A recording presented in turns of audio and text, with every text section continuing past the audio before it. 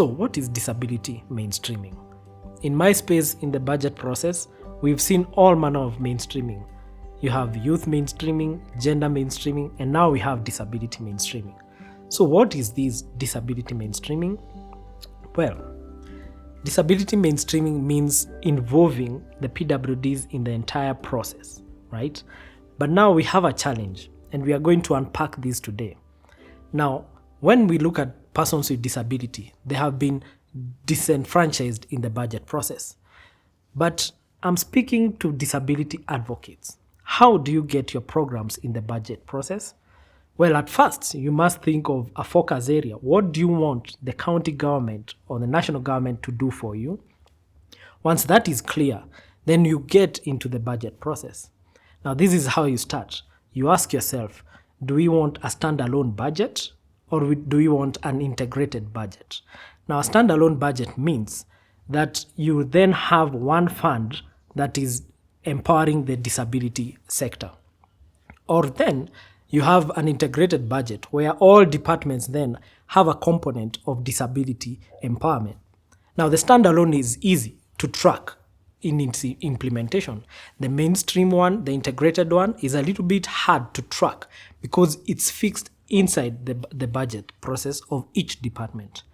Now, my proposal to you would be a mixed budget so that you still have a standalone budget and then you still have what we are calling integrated budgets. For example, here in Nyeri, we have the Nyeri Elimu Fund.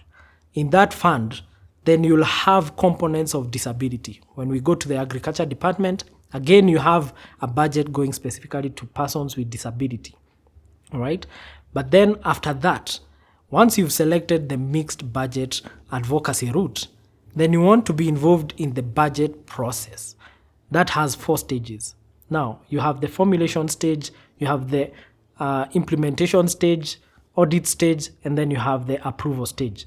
Now, in the formulation stage, how are we involving persons with disability in the public participation process? When we select venues, are they accessible to persons with disability?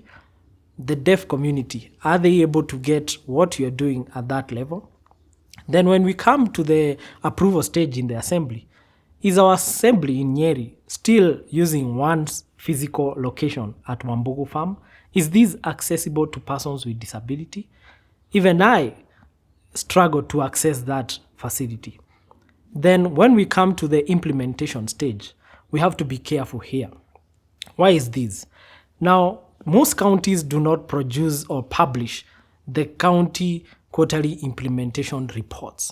Why? Because the implementation report has all manner of information about programs. Now, this is challenging because when a county does not publish this document, you have no idea then at what level these programs are. Now, when these reports are published, a disability advocate should push for disaggregated data lines, disaggregated key indicators that touch on persons with disability. For example, when the Nyeri County Elimu Fund says we've given bursary to 10,000 beneficiaries, then you need to push for a column that has PWDs. You know how we go for seminars and you have your name and then you have gender and then they have a column for PWDs. They want to understand how many persons with disability came for our seminar.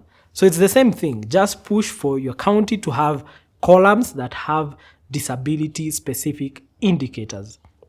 Also at the implementation stage, there is another challenge. We call them supplementary budgets. Now you may have advocated for a program and a budget to specifically for disability programs, but then a supplementary budget comes and then it reallocates money meant for persons with disability. I'll give a good example. Right now in Nyeri, the Elimu Fund has been slashed from 100 million to 40 million through a supplementary budget. That slash will affect persons with disability who are waiting for this bursary. So you have to be careful at this stage. Then you have the final stage, which is the audit. Are we involving persons with disability in the audit process of the budget? So you must be, as a disability advocate, you must be careful that you're involved in all the 4 stages, not just one, but all the 4 stages. However, there is another challenge that we are seeing in this space of disability and social protection? It's the data. There's a serious gap in data. Go to census KNBS data for 2019, it's inadequate. Go to visit the National Council of Persons with Disability in your county, there's a gap there. They can't tell you how many persons with disability are in your county. They may not even know how many categories or disaggregated data they have. It's even worse when you visit your county governments, the social services departments, they almost have no idea. When you go there and ask for disability data, they'll send you back to NCPWD, who again have that gap in terms of data. Now, government uses data to allocate funds.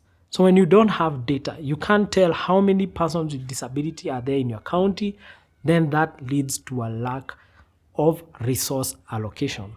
Think about it. Now, to get here, we must think of several things. Number one, does your county have a PWD Act? Number two, does your county have a PWD policy? Number three, do you even have a PWD MCA nominee in your assembly? And finally, do all these align with the national government legislation on PWDs? Think about it. But as you think about it, at what level is your county government? And when you think about that, how then are government decisions made when it comes to PWDs?